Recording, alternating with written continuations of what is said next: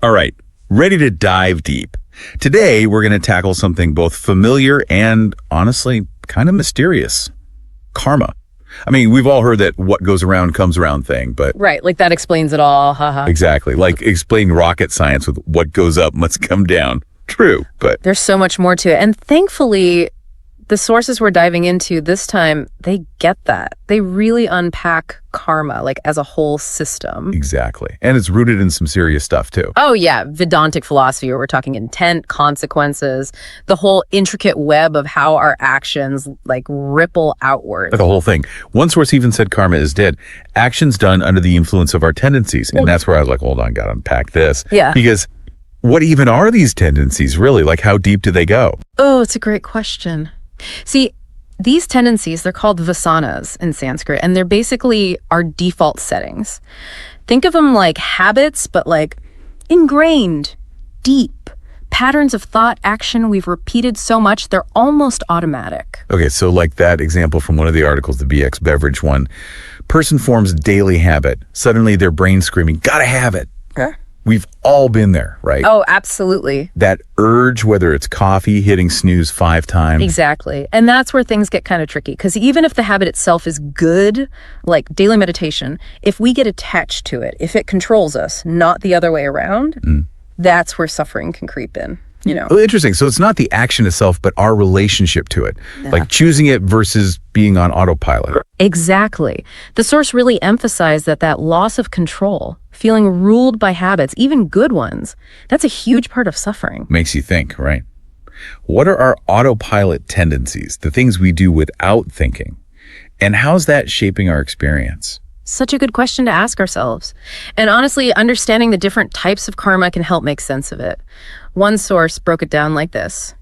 There's Sanchita karma, basically the storehouse of all our past actions, like ever. Okay, so like a long-term thing? Long-term, yeah. Imagine it like a garden. Each action plants a seed. I like where this is going. So it's not just immediate cause and effect. It's like we're carrying around this whole karmic garden we've been planting in for years. Exactly. Some seeds sprout fast, others chill underground for ages. But get this, understanding that means you can choose what you plant today, shaping your future garden. So Sanchita's the whole garden. But what about the actions we're taking right now, like this very second? Where do those fit into our karmic landscape? That's where Agami karma comes in. Like those are the seeds you're planting right now. Haven't sprouted yet, but they're going to shape what your garden looks like down the road. Okay, so Sanchita's the whole garden. Agami's what we're planting now. What about the stuff that's already blooming, the experiences we're having, like right now? That, my friend, is Prarabdha karma. Think of it like the fruit that's ripe for the picking, you know? It's the karma that's ready to be experienced now based on those past actions. Ah, okay, so it's all connected. Past actions, present experiences. Oh, it's totally connected. And there's one more layer too. Vartaman karma. This is the action happening this very second. The fruit falling from the tree, you could say. Whoa, so it's like this whole dynamic system, all these different karmas interacting, influencing each other. Exactly. It's not just linear, it's like multidimensional. Makes you realize how much is always in motion. Yeah. It's not just what we did, it's what we're choosing right now. Yeah. Which brings us back to intention, because one source made a really interesting point. It's not just the action, it's the why behind it. Remember that example with the 2 surgeons? Oh, yeah. Both doing the same operation, same outcome for the patient, but totally different motivations. Right. One's all ego-driven, maybe even resentful, but the other's coming from this place of compassion. Huge difference. Huge karmic difference, too. Same action, but the consequences. Totally different ballgame. Exactly. Like, even if we mess up, but our heart's in the right place. Yeah. That matters, right? Yeah. But how do we even know our intentions are pure? Feels kind of subjective, you know? It's true. Intention can be slippery. But one source put it like this. It's about aligning your actions with your highest values. Not about being perfect, but just being aware of your motivation. Like, why are you doing what you're doing? Is it coming from a good place? Generosity? Kindness? Or is it more like anger, jealousy, needing to be in control? So checking in with ourselves, being honest about those deeper motivations, that's key. Absolutely. And it goes back to that autopilot thing. When we're not paying attention to our intentions, we're basically letting those unconscious tendencies drive the bus. It's like driving with your eyes closed. You might end up somewhere you really didn't want to be. Oof, yeah. Not a good visual, but it makes you wonder.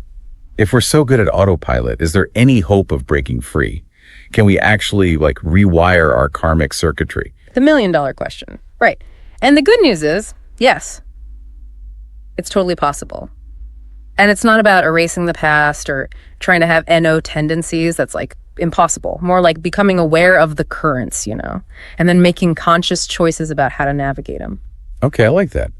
So how do we do that? How do we become more conscious creators of our karma instead of just getting swept along? Well, one of the sources talked about Vipassana meditation. Have you ever looked into that at all? Yeah, I've heard of it. It's all about mindfulness, right? Like slowing down, paying attention to your thoughts, your actions. Exactly. It comes from Gautama Buddha's teachings, and it's all about observing your inner world. Thoughts, feelings, even those tendencies we've been talking about, but without judging them. So it's like, instead of just reacting to stuff, we hit the pause button. We notice what's happening inside and then decide how to respond. You got it. And that ability to observe without judgment, to create that space between thought and action, that's where the real freedom is. Not about suppressing thoughts or pretending we don't have tendencies, but just seeing them clearly. Makes sense. Yeah. Because if we're on autopilot, those unconscious patterns are basically calling the shots, right? Totally. But when we cultivate awareness, we take back the wheel. Right. We get to choose. We become more conscious creators of our karma. Exactly. Not by erasing the past, but by becoming like more conscious architects of our present and future. This has been incredible. We really went beyond that whole karma's going to get you thing. Right. It's so much deeper than that. It's about understanding that our actions have these ripple effects, not just in our own lives, but outward. And it's about realizing we have the power to choose what kind of ripples we want to create. By paying attention to our intentions, making choices that align with our values. Who knows? Imagine if we all started doing that, how much positive change we could set in motion. It's pretty inspiring when you think about it. It really is. And for anyone listening who wants to explore Vipassana meditation, we've got some great links in the show notes. Yeah, check those out. And until next time, keep diving deep, keep asking those big questions. And remember, the journey of self-discovery, it's an adventure. See you next time on The Deep Dive.